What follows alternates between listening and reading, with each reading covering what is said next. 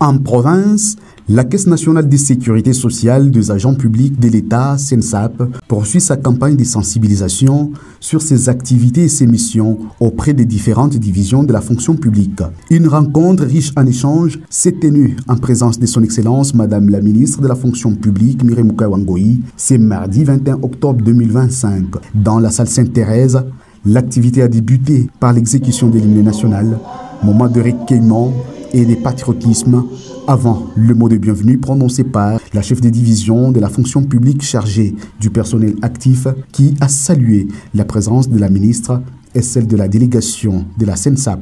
La présentation de la délégation de la CNSAP a permis au public de découvrir le responsable venu du siège et de l'agence provinciale du Grand Katanga, chapeauté par M. Lombelou Popola Yves, chef d'agence. Dans son mot d'ouverture, son Excellence Mireille Moukawangoï a encouragé cette initiative de proximité et insisté sur la collaboration permanente entre les services de la fonction publique et la CNSAP pour une meilleure protection du personnel de l'État, tout en demandant aux participants d'être des ambassadeurs qui vont répandre les messages. Cette sensibilisation n'est pas une simple formalité, mais un investissement dans l'avenir et la dignité de chacun. Chers gestionnaires des services et participants, vous êtes la courroie de transmission, les maillons essentiels pour que les formations circulent et atteignent les concernés.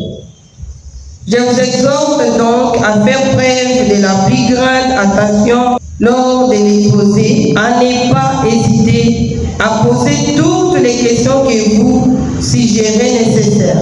C'est sur ces mots que je déclare ouverte la campagne de sensibilisation sur les services de la CNSAP dans les Hauts-Lomami. Le chef d'agence de la CNSAP, M. Yves Lombelou Popola, a ensuite pris la parole pour un exposé détaillé sur la mission, les services offerts et les conditions d'adhésion à la caisse. Il y a une importance capitale à accorder à l'immatriculation afin de définir ces numéros-là. Un numéro unique de sécurité sociale. Ce numéro part de votre engagement jusqu'à la retraite et voire au-delà. C'est ces numéros-là que la veuve ou l'orphelin présentera à la CNSAP pour bénéficier des droits qui sont régis par nos lois. Autre service que nous avons mis en place, que la CNSAP a mis en place et qui est effectif, c'est la branche des pensions. Je ne vais pas trop rester dans le terme technique. La branche des pensions concerne tout ce qui est l'après-carrière.